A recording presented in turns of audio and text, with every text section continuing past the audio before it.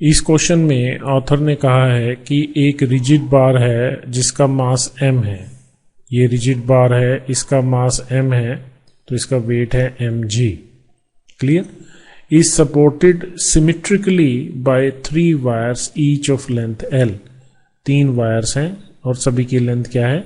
l। हर एक के वायर की लेंथ l गिवन है।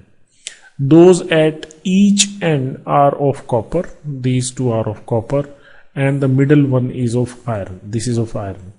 The ratio of their diameters, if each is to have the same tension, सभी की जो टेंशन है वो सेम है, तो उस केस में जो डायमीटर्स की रेशियो होगी वो क्या होगी?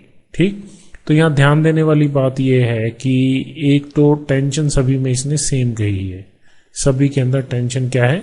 सेम है। दूसरी बात, सभी की लेंथ भी सेम है।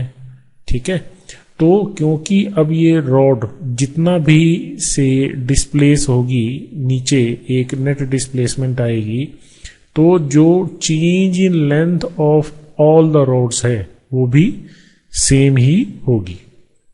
ठीक, तो यहां पे हमें डायमीटर्स की रेशियो निकालनी है। क्लियर? और यहाँ पे ऑप्शंस में हमें जो यंग्स मॉडुलस हैं आयरन और कॉपर के, उनकी रेशियो के बारे में कैलकुलेशंस करनी है।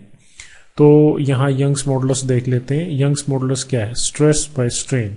स्ट्रेस क्या है? Force per unit area divided by strain change in length per unit original length. तो गिवन इंफॉर्मेशन से ये तो क्लियर है कि जो स्ट्रेन है तीनों वायर्स के अंदर दैट इज इक्वल, क्योंकि इनकी लेंथ भी सेम है, चेंज इन लेंथ भी सेम होगा, तो स्ट्रेन सेम है। ठीक है, और टेंशन सेम, ये कह ही रहा है कि टेंशन सेम है, तो यहां से ये क्लियर हो गया कि जो यंग्स मॉडुलस है that is inversely proportional to area. ठीक, अब जो एरिया है, area is pi d square by 4।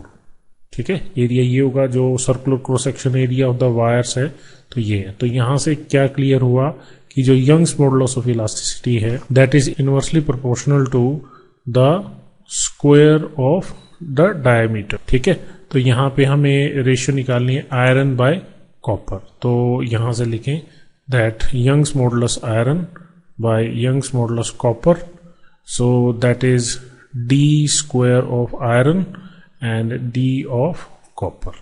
ठीक है, तो हमें क्या निकालना है? रेशियो निकालना है, रेशियो ऑफ द डायमीटर्स। तो पहले क्या गिवन है? कॉपर, फिर क्या गिवन है? आयरन।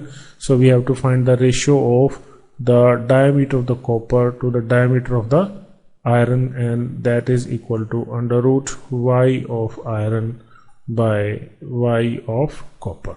तो यहाँ पे जो ऑप्शन बी है that is the corresponding correct option.